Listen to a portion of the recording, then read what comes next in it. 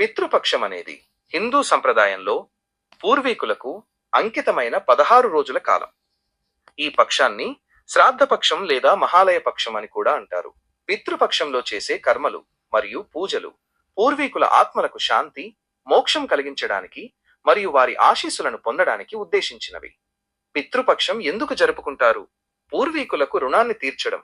హిందూ విశ్వాసం ప్రకారం తల్లిదండ్రులు, తాత ముత్తాతలు వంటి పూర్వీకుల వల్ల మనకు జీవితం లభిస్తుంది. వారి రుణం తీర్చుకోవడానికి ఈ పక్షంలో శ్రాద్ధ కర్మలు చేస్తారు. పితృదోషం తొలగిపోవడం. పూర్వీకులకు చేయవలసిన కర్మలు సక్రమంగా నిర్వహించకపోతే పితృదోషం వస్తుంది. పితృపక్షంలో శ్రద్ధగా తర్పణాలు, పిండ ప్రదానం చేయడం ద్వారా పితృదోషాలు తొలగిపోయి కుటుంబంలో శాంతి, ఆనందం, శ్రేయస్సు కలుగుతాయి. మోక్షం. పితృపక్షంలో చేసే పూజలు, తర్పణాలు పూర్వీకుల ఆత్మలకు మోక్షం లేదా శాంతిని అందిస్తాయి. పితృపక్షంలో కలిగే ప్రయోజనాలు. ఆశీస్సులు. పూర్వీకుల ఆత్మలకు శాంతి కలిగించడం ద్వారా వారి ఆశీస్సులు మనకు లభిస్తాయి.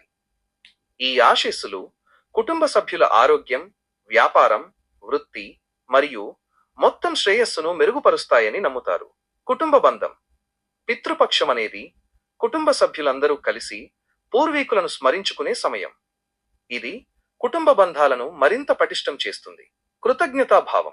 పితృపక్షం పూర్వీకులకు మన కృతజ్ఞతను వ్యక్తపరిచే అవకాశం ఇస్తుంది. ఈ కాలంలో పిండ ప్రదానం, తర్పణం, బ్రాహ్మణులకు లేదా పేదవారికి దానం వంటి కర్మలు చేస్తారు. కాకిని పూర్వీకులకు దూతగా భావించి దానికి ఆహారం పెడతారు.